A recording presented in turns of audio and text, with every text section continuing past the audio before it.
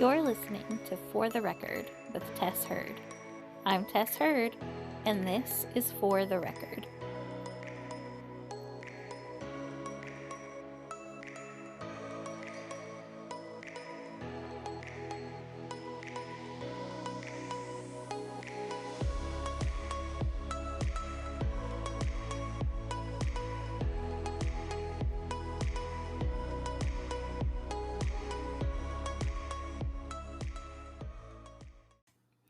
Hello, everyone, and welcome to the very first episode of For the Record with Tess Hurd. I'm Tess Hurd, and this is For the Record. On this episode, we are going to be diving into the case of a lifetime, in my opinion. This trial has been absolutely insane. It has been a roller coaster of lies, manipulation, deceit, running, basically everything that you could put into a true crime case has been in this case. The trial itself has been absolutely unbelievable, and I really and truly don't know exactly where to start because it is just so insane.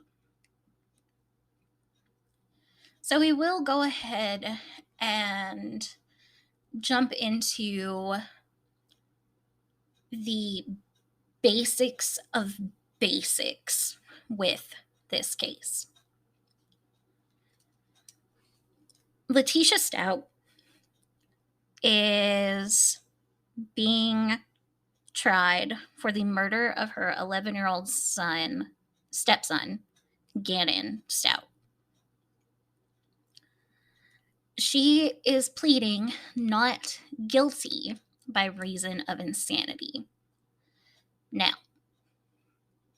I know that there's going to be a lot of opinions out there, but Letecia is crazy. That's not up for debate. She's crazy. But is she, by the legal definition, insane? I really, really don't think so. So, if I were to go into all of the details about this, we would be here for literal days. And I don't think that I have the ability to just briefly summarize the entire trial. I don't think that really anybody can do that. The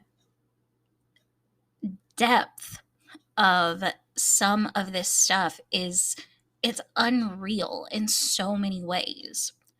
The elaborate lies that Letecia told, the way that she manipulated and attempted to manipulate everyone around her, the way that she denied and refused to take up any responsibility for anything that happened. If you are using common sense, you would be hard pressed to believe that she was insane. And I think that the prosecution has done an incredible job in presenting their case and making it known that while there may not be a clear motive, where they may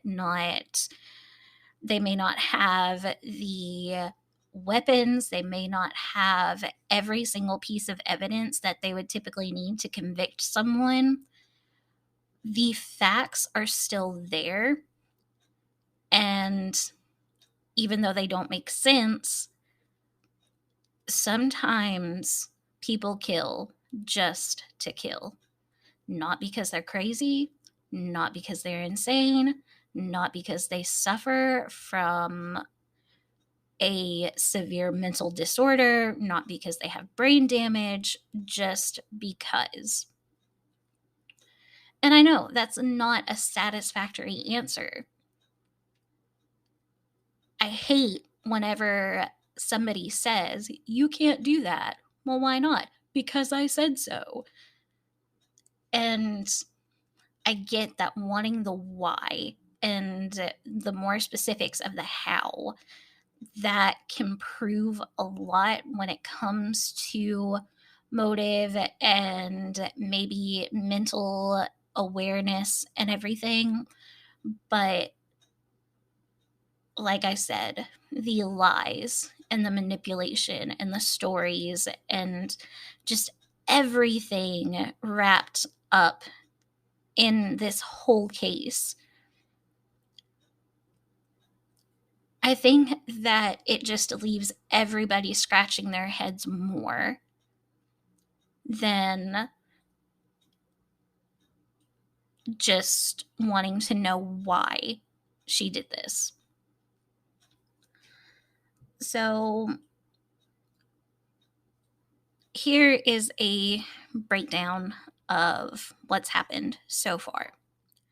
I would like to say on the day of this recording, May 5th of 2023, the jury has been dismissed to deliberate. The closing arguments have been made. The jury instructions have been given. There is a possibility that we will receive a verdict by the end of today. I'm not certain that that's going to happen. In my opinion, I think that it's a pretty clear cut choice, but I understand that they have a certain process that they have to go through, and they are tasked with a huge decision, and they don't want to make it lightly. So I'm not necessarily expecting a verdict by the end of the day today. So, week one, Gannon's dad testified. He was on the witness stand. He was asked about Gannon. He was asked about his role in Gannon's life. He was asked about his career and being in the National Guard and his relationship with Gannon's biological mother and how he met Letecia and their relationship. And you just got a really good history of their family and how things were with Letecia up until January 27th of 2020. Al stated that Letecia never seemed unstable. She suffered from some anxiety, but who doesn't suffer from anxiety? I'm medicated because I have anxiety. So I know that it can be a difficult thing to deal with. But anxiety doesn't make you a killer. And as long as it's being somewhat controlled, whether by medication or therapy or whatever, it's not going to make you go off the deep end. So we heard from Al Stout, Gannon's dad, and we heard from blood spatter analysis. We heard from the inspectors of the bridge where Gannon's remains were found. We heard phone calls that were recorded by detectives and the FBI between Al and Letecia. We heard a TV interview that Letecia gave a couple of days after Gannon, quote unquote, went missing.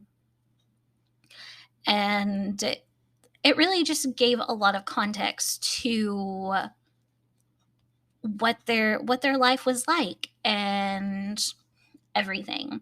And then it started getting into the crime scene and how the evidence of the crime scene wasn't what Letecia was saying. It was just a mess. It was a total and complete mess.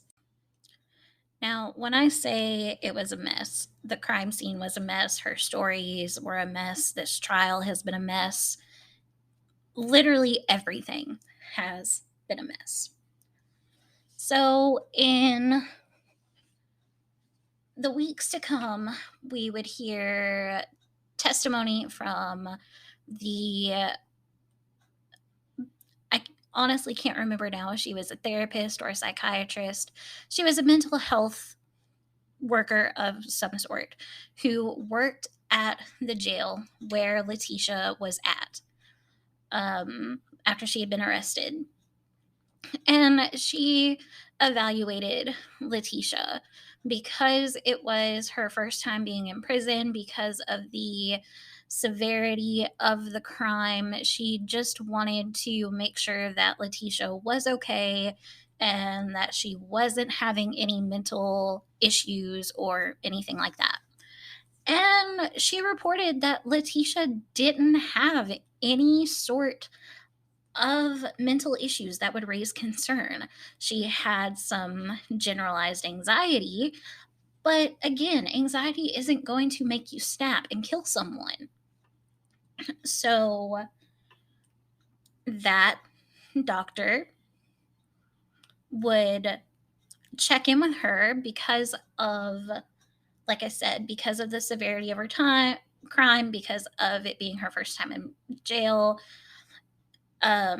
She was placed on a suicide watch, and then she would go in and have meetings with Letecia every so often just to check in on her, make sure she was doing okay, and there weren't any issues that were trying to surface. At some point, Letecia was sent to a hospital, a mental hospital, to be further evaluated. And that doctor came in and testified, and this was a psychologist. And she also said that there were no mental issues that were brought to her attention, that she noticed, that she picked up on, that Letecia told her, that would indicate that she had anything going on except that generalized anxiety. Both of these doctors said that, yeah, she has some antisocial behavioral or antisocial personality symptoms, and she has some narcissistic tendencies. But again, those aren't really things that would cause someone to kill someone, especially an 11-year-old child, especially if that 11-year-old child was your stepson. Can't stress that enough. So, as the trial goes on, we hear more testimony. We see more videos of some of these interactions with the therapists and psychologists. We see police interviews. We see video footage from the ride from South Carolina to Colorado and Letecia trying to escape the van. And she ended up taking a Monster energy drink and smashing one of the officers, I believe, in the head with it. She ended up causing a pretty severe injury to one of the detectives, so much so that the detective had to end up having to have surgery on her shoulder because of it. So we're seeing that Letecia, she's being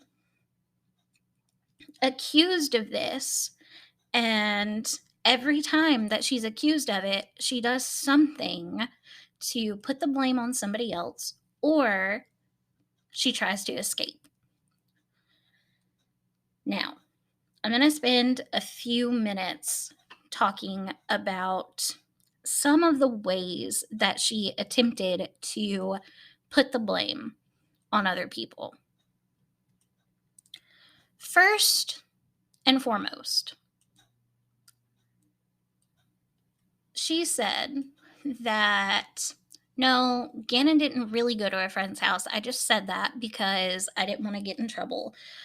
But we went to test ride a bike because I was going to buy a bike for you and surprise you with it when you got home.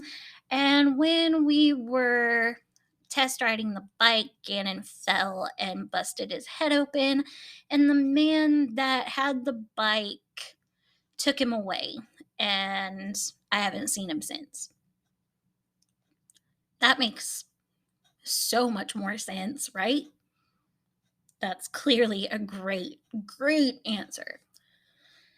Well, then that story changed. And she said that she had given one of the construction workers in the neighborhood the garage code for their house so that he could come in and replace some of the carpet in Gannon's bedroom because he had accidentally set his bedroom on fire the night before.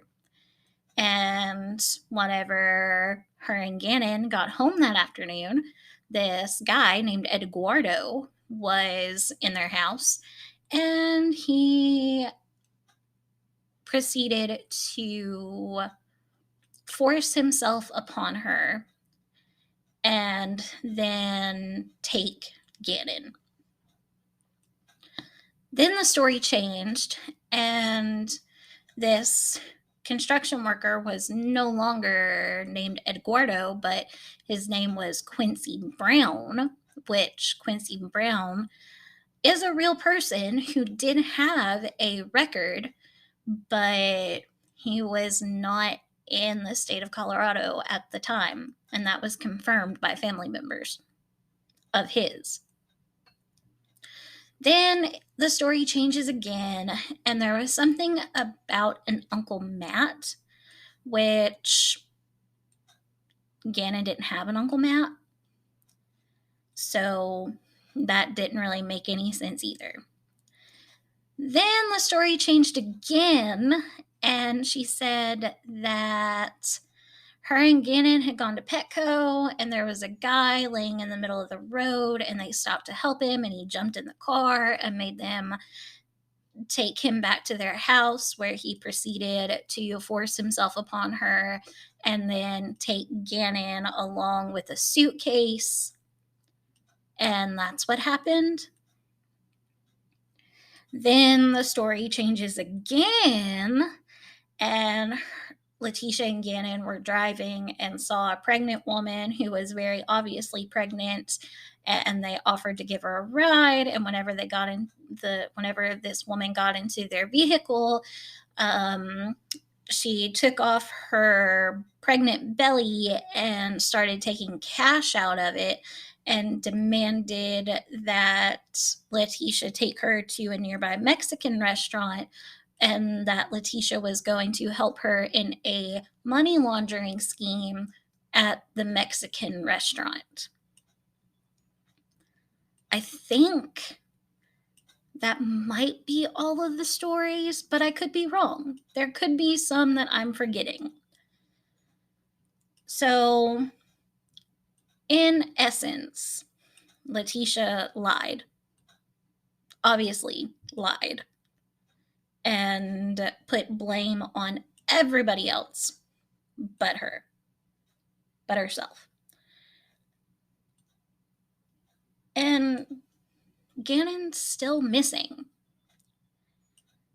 She's not giving any truth to indicate where he could be, who may have taken him, what really happened. And anytime she's asked, where is Gannon? What happened to Gannon? Did you do something to Gannon?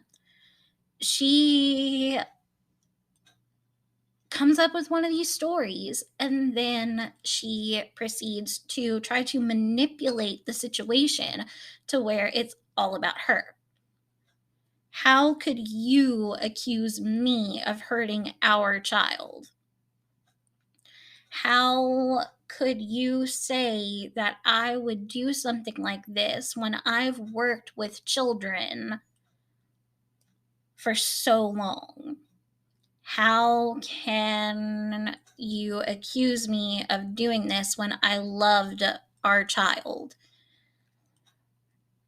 Are you really or do you really think that I would lie about this? How could you accuse me of lying about someone forcing themselves upon me? I was hurt. I was attacked. Yes, Gannon was taken, but I was attacked. Let me say one thing, and let me make this very, very clear. If you have been attacked and you have had someone force themselves upon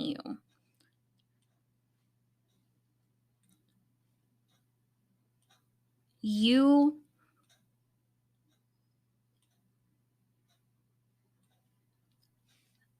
I'm failing with my words here. It was not your fault. You did not ask for it. You said no. You fought. You did what you had to do to survive. Letecia saying that someone forced themselves upon her is a mockery of what others have genuinely been through. And I am sorry that there are people out there who do stuff like that and try to use something that horrible to get sympathy and manipulate other people. It's not fair. What happened was not fair. What she did and what she said was not right. And I just want to make it very clear that I do not doubt women or men who claim that they have been attacked in such a way.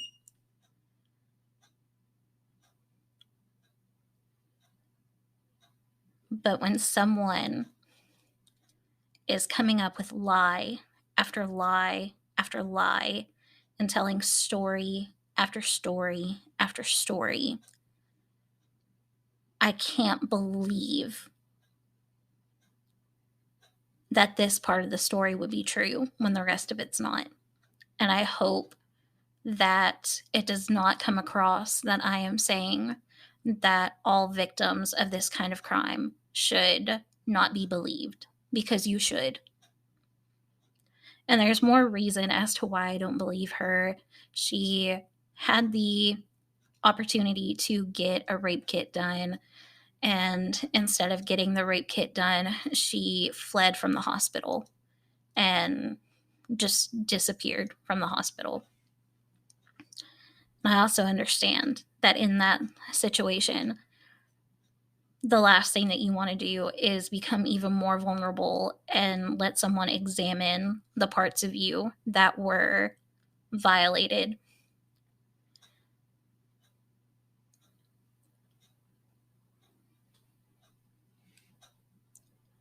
But I can't believe what she said to be true. And I hope that you understand that. So moving on.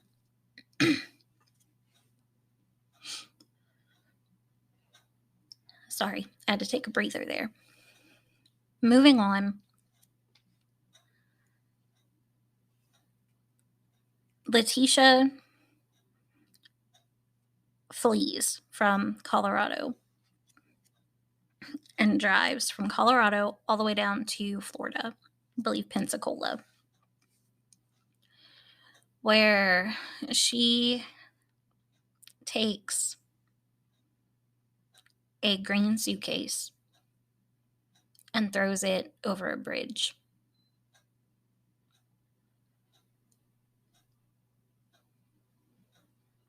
Then she goes to Myrtle Beach, South Carolina. Letecia was arrested shortly after that, still denying that she did anything to Gannon. But roughly a month later, it just so happens that the bridge that Letecia threw the suitcase off of was being inspected, which happens every 2 years. And I don't think it's coincidence that they found this suitcase when they did. When the bridge inspectors discovered the suitcase, they opened it up to see if there was anything inside of it, and if there was, what it was.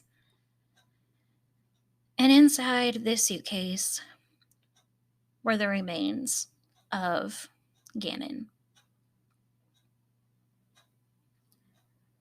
Also in the suitcase was the bedding and the pillow that he had slept on the night before he was killed. The autopsy would reveal that Gannon had been stabbed 18 times. 18. Most of which were on his arms and his hands, indicating that he was putting up a fight.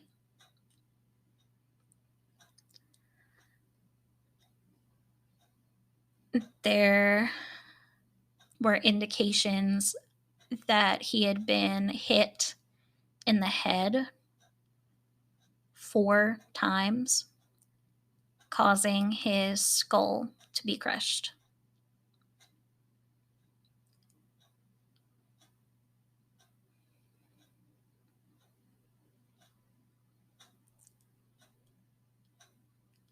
There was a bullet found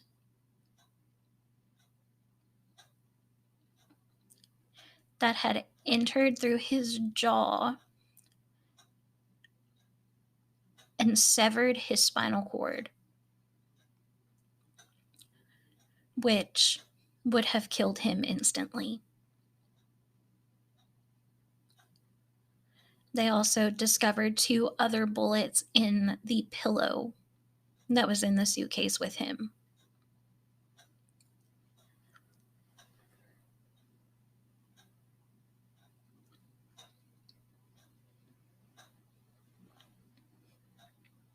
This poor child was tortured in the last moments of his life. What Letecia did to him, there is no rhyme, there is no reason, there's no excuse, there's no plea. You cannot tell me that somebody who was having a mental break, that somebody who was suffering from a psychotic episode, she had to know what she was doing. If it was a psychotic break or something,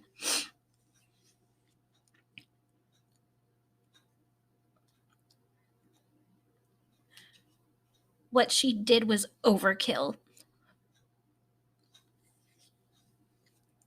She stabbed him, she hit him, she shot him. And I think the most heartbreaking thing about it was that they discovered that the bullet used wasn't just a regular bullet. It was a hollow point bullet.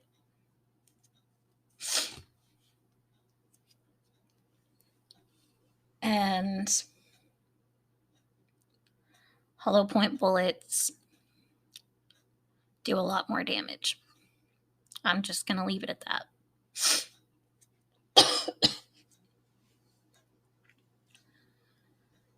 So,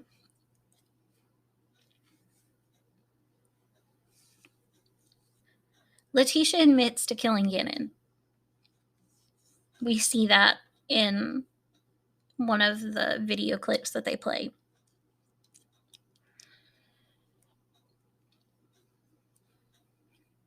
But she says that it was another personality, another persona who actually killed him, not her.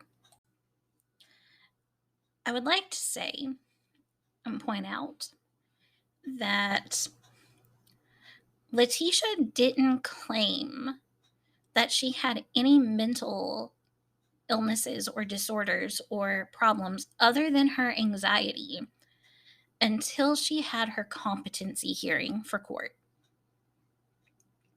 And from what I've gathered, it's a pretty common thing to see if you're competent to withstand court. I think that that's pretty, especially in a case like this. I could be wrong, and if I'm wrong, then feel free to correct me. I want to learn, not just talk about these things. So it wasn't until they did her competency hearing to see if she could withstand trial that she decided to plead not guilty by reason of insanity. Now we're going to get into some very interesting stuff, because the whole point of this podcast is to go over some of the stuff that happened in these trials. And because this case has been so heavy on my heart, I wanted to give some background into it. And I went into it more than I intended to, but I think that ultimately it's going to be a good thing, because it's going to show people that Gannon was an innocent child. He did not deserve what he was put through. And Letecia, while maybe crazy, is absolutely not insane. When Letecia decided to plead not guilty by reason of insanity, the defense had to bring in a professional, someone who could evaluate Letecia and prove that she had something going on with her. Because she said that it was another persona that killed Gannon and not her, they decided, oh, I bet that she has dissociative identity disorder, or DID for short. Now, again, I'm not certain on this, but from what I've gathered, DID is what used to be considered schizophrenia or multiple personality disorder. I'm not 100% certain on that, but that's what I've gathered. So again, if you know, feel free to correct me. I want to learn. So, the expert that they brought in, Dr. Dorothy Lewis. Now, Dr. Dorothy Lewis, in my opinion, is the epitome of a quack doctor. Granted, she's 85 years old. She's probably kind of senile. Probably doesn't remember things all that well.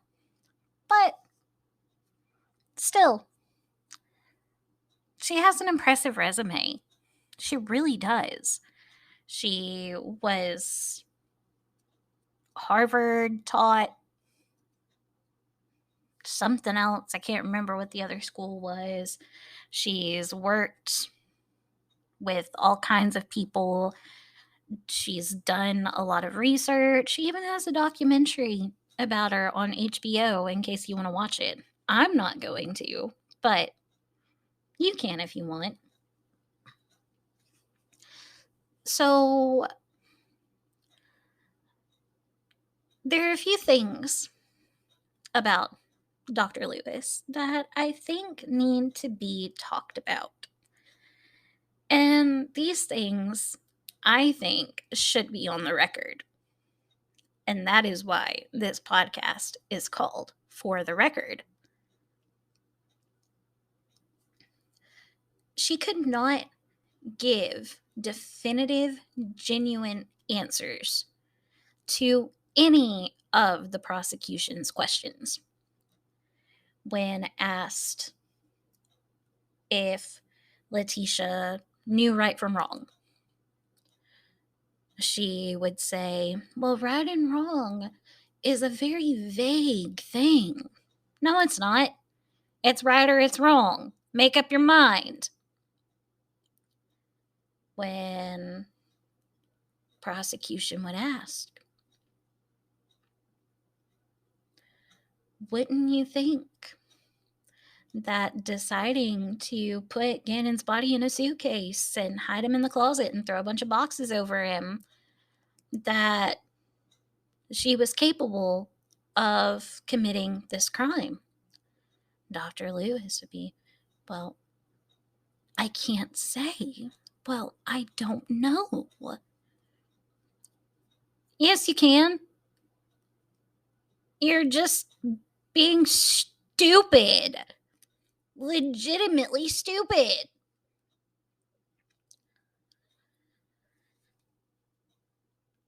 She wanted Letecia to have DID. That was obvious. And she had figured out a way to associate DID with brain damage. But before she could diagnose somebody with DID, she wanted to have at least an MRI done. And I can't remember now. I think it was an EEG. EKGs are the heart, right? So I think an EEG is the brain. Again, correct me if I'm wrong here. So the court denied that. And then defense, revoked the request for it. And when asked about that, Dr. Lewis was like, well, this is news to me. I didn't know this. Then prosecution was like, you've refused to testify in other cases where you weren't able to get the MRI and the EEG. Why didn't you refuse to testify in this one? And no one else has said anything about this. And I swear I heard it. I swear I heard it because it was like a oh snap moment. And I really do need to go back and listen to it just to make sure that I wasn't hearing things. But I swear she said, well, I tried. Like she tried to get out of testifying. So she couldn't get the testing that she needed or wanted. She couldn't definitively say if Letecia has or does not have DID. She couldn't even say what the legal definition of insanity was in the state that she was testifying in. This was a huge deal. Even I, not being a lawyer, not being a doctor, not being anything of the sort on either side, was like, if you can't even say what the legal definition of insanity is in this court, how are you supposed to testify that the person on trial in this court in this state is insane if you don't even know what the definition of it is? That's like saying, what's the definition of being alive? Well, I don't know. Then how do you know that you're alive? Well, I don't. I'm just saying that I'm alive. Then how do you know that you're alive? Well, I don't know. It's mind boggling. I'm getting angry now. I'm getting oh, and it's about to go off. Oh my goodness. Okay. So, her entire testimony was a train wreck. And I mean a train wreck because every answer was, I don't know. I can't say. I'm not sure. And then whenever she would answer a question, she would give maybe a word or two in an answer and then refer to a previous case that she had, a previous patient. This is my theory on Dr. Dorothy Lewis.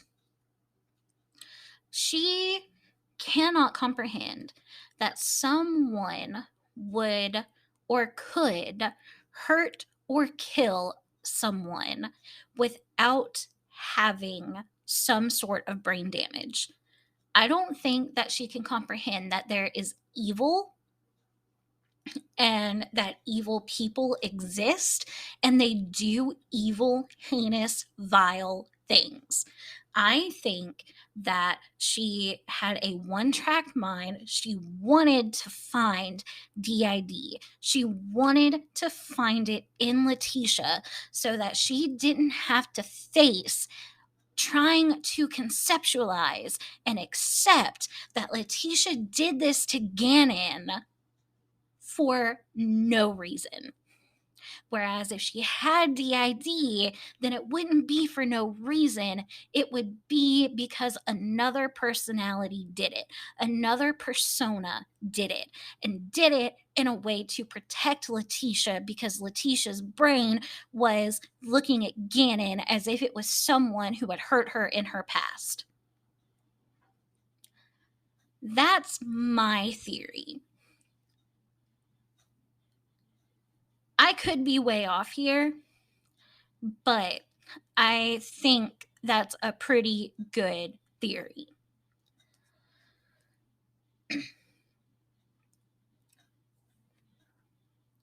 She would go off on like tangents and rants and would say that people were stupid and everything. And at one point, she was going off on one of her tangents. Prosecution was trying to just get her to answer the question. Defense was, I don't know what defense was doing, but he was babbling about something. The judge like stands up and goes, "Okay, stop!" Like they were a bunch of little kids. This 85-year-old woman is acting like a child. I'll tell you what, the one who needs to be on trial, pleading not guilty by reason of insanity is Dr. Lewis. She's nutso, she's berserk, she's a kook, she's a crock. She made a mockery of the entire case. She made a mockery of the case, of the court, of the judge, and worst of all, she made a mockery of Gannon and his family. She made them out to be the ones who could have prevented all this from happening, but didn't. She said that Gannon had the hydrocodone in his system. Well, Letecia didn't give it to him. Gannon probably took it on his own. And then somehow tried to say that he had like OD'd or something. I don't even remember that because I was fuming so hot over what she had said about Gannon taking the drugs and not Letecia giving them to him. And I'm just like, can this witness be dismissed? Please.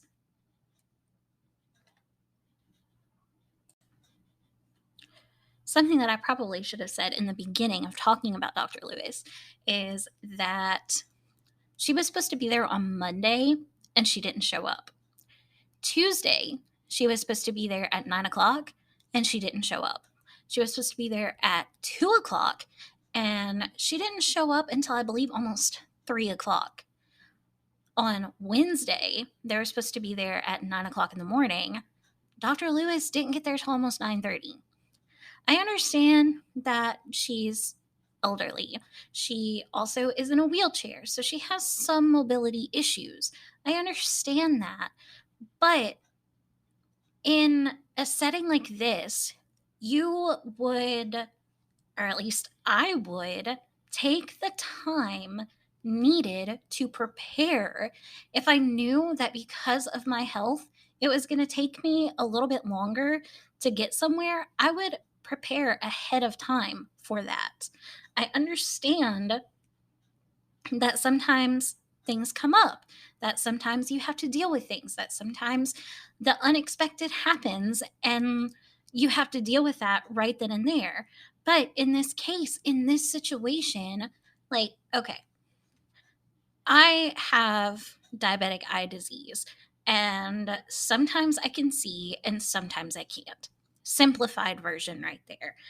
If I have to be somewhere knowing that I can't drive myself there if I can't see, then beforehand, I am going to make arrangements with someone who can get me to where I need to go the time that I need to be there. I plan ahead. I make sure that I am there. I think with Dr. Lewis, she did not want to testify. She did not want to be a part of this trial. But for whatever reason, she was, and she was trying with every fiber in her being to get out of it. Even whenever she didn't show up until later on Wednesday, then she was supposed to be there, not at 9 o'clock, around 9:30. She said that she had food poison and wasn't feeling very well. I guarantee you that she tried to call out of witnessing that day. I guarantee you that she felt totally fine. She just did not want to be there. This lady infuriates me so much. Oh my gosh. The rant that I went on to my husband after watching her first testimony. Oh my goodness. I needed to be in one of those rage rooms after listening to this. She's a quack. She is a complete quack. That's all I can say about it. So, after Dr. Lewis's horrible, horrible, horrible testimony, the train wreck that it was, prosecution rested their case. Today, on May 5th, 2023, final closing arguments were made, and the jury has been dismissed to deliberate.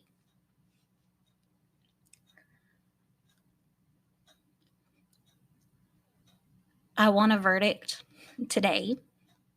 I want a verdict 7 weeks ago, but time will tell. From everything that I've seen, the jury seems to be leaning towards guilty.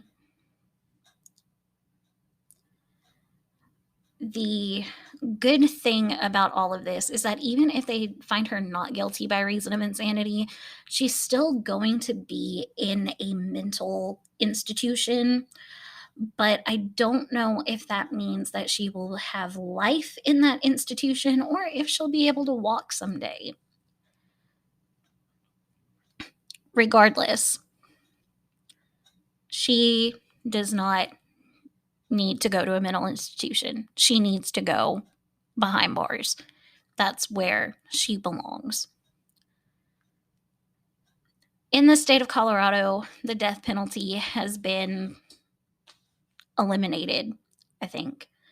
And even though this crime happened before they abolished it, I don't think that they are putting that on the table for her. So her sentencing would be life in prison, I believe, without the possibility of parole. So I don't typically support the death penalty. I think that there are some cases in which it's warranted, but I would never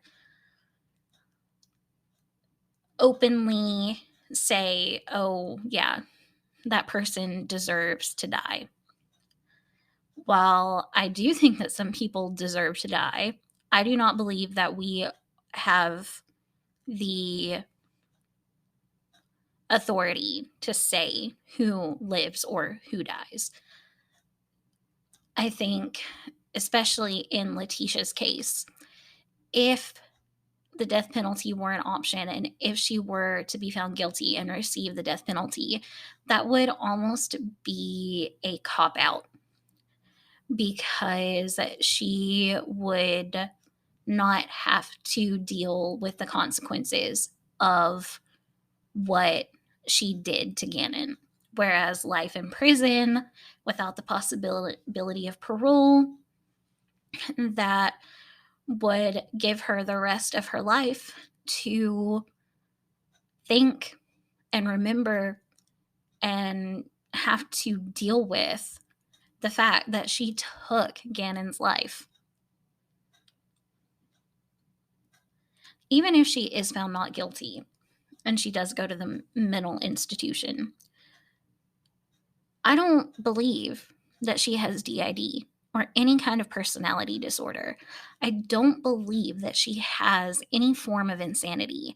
So even if that is another cop out for her, she is always going to have to remember what she did to him. She can try to hide it all she wants to. She can hide behind her personas and her Marias and her Harmonies and her Taylors and her Jasmines and Twilight vampires all she wants to. She's guilty. She knows what she did. She knows that she did it purposefully and deliberately. We know that she did it. We know that she did it purposefully and deliberately.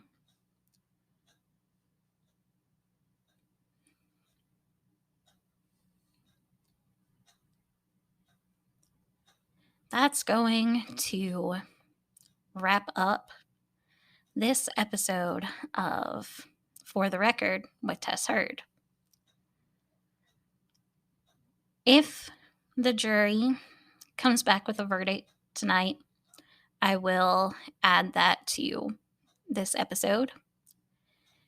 If not, then I will be doing a surprise episode at the announcement of the verdict and let you guys know what's happened. I want to thank you all for listening. Thank you all for putting up with my ranting and rambling. And I really hope that you decide to come back and give another listen next week. I don't know what the trial will be yet, but I promise it'll be something good. Can't wait to see you then. Thank you for listening to For the Record with Tess Heard. I hope you decide to come back and give us another listen next week.